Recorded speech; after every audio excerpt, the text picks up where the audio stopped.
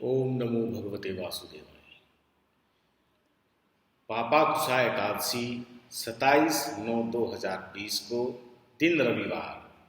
तो आइए इस व्रत की कथा का आनंद प्राप्त करते हैं और इस व्रत को करके हम सभी पापों से मुक्त हो सकते हैं और विष्णु भगवान की कृपा प्राप्त कर सकते हैं।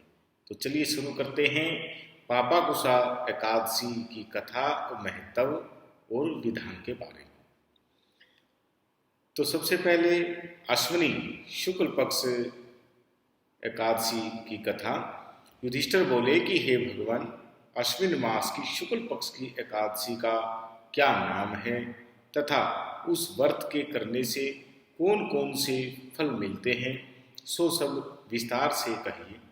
इस पर श्री कृष्ण भगवान बोले कि हे राजन, अश्विनी मास की शुक्ल पक्ष की एकादशी का नाम पापाकुशा है। इसका व्रत करने से समस्त पाप नष्ट हो जाते हैं। इस एकादशी के दिन मनवांछित फल की प्राप्ति के लिए श्री विष्णु भगवान जी की पूजा करनी चाहिए। जो मनुष्य कठिन तपस्याओं के द्वारा फल प्राप्त करते हैं, वह फल इस एकादशी के दिन क्षीर सागर में शेषनाग पर शयन करने वाले विष्णु भगवान को नमस्कार कर देने से मिल जाता है। जो मनुष्य शंख और चक्रधारी विष्णु भगवान की शरण में जाता है, उसे यम यातना नहीं मिलती। जो पापी मनुष्य अनायास इस एकादशी का व्रत करते हैं, उन्हें यम के दुख नहीं मिलते। और जो विष्णु भगत शिव जी की निंदा करता है अथवा जो शिव भगत जो है विष्णु भगवान की निंदा करता है, वे दोनों नरक में जाते हैं।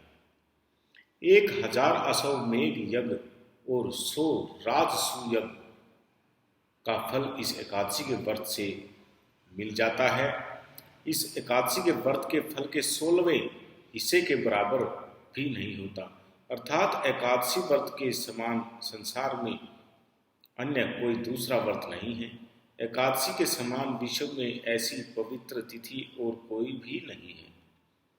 इस एकादशी के व्रत से मनुष्य को स्वस्थ शरीर और सुंदर स्त्री तथा धन धान्य मिलता है तथा अंत में स्वर्ग की प्राप्ति होती है। जो मनुष्य इस एकादशी के व्रत में रात्रि को जागरण करते हैं, उन्हें बिना किसी रोग के स्वर्ग की प्राप्ति होती है। जो मनुष्य इस एकादशी व्रत को करते हैं, उनके मातृ पक्ष के 10 पुरुष, पितृ पक्ष के 10 पुरुष और स्त्री पक्ष के 10 पुरुष विष्णु का वेश धारण करके तथा सुंदर आभूषणों से युक्त होकर गरुड़ पर सवार होकर विष्णु लोक हो जाते हैं।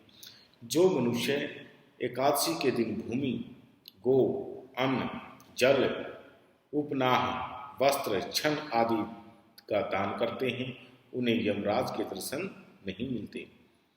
दरिद्री मनुष्य को यथाशक्ति कुछ दान देकर कुछ पुण्य आवश्यक पैदा करना चाहिए। जो मनुष्य तालाब, बगीचा, धर्मशाला, प्याऊ, अन्न क्षेत्र आदि बनवाते हैं, उन्हें यम के दूत नहीं मिलते। वे मनुष्य इस लोक में और दीर्घ आयु वाले होते हैं तथा धन धान्य से पूर्ण होकर सुख भोगते हैं अंत तथा वे स्वर्ग लोक को जाते हैं। राजन, यह सबका सारांश यह है कि जो मनुष्य धर्म का कार्य करते हैं, उन्हें सुख प्राप्त होता है और अधर्मी अपने दुर्गति को उन्होंने भोगनी पड़ती है। ओम नमो भगवते वासुदेवाय।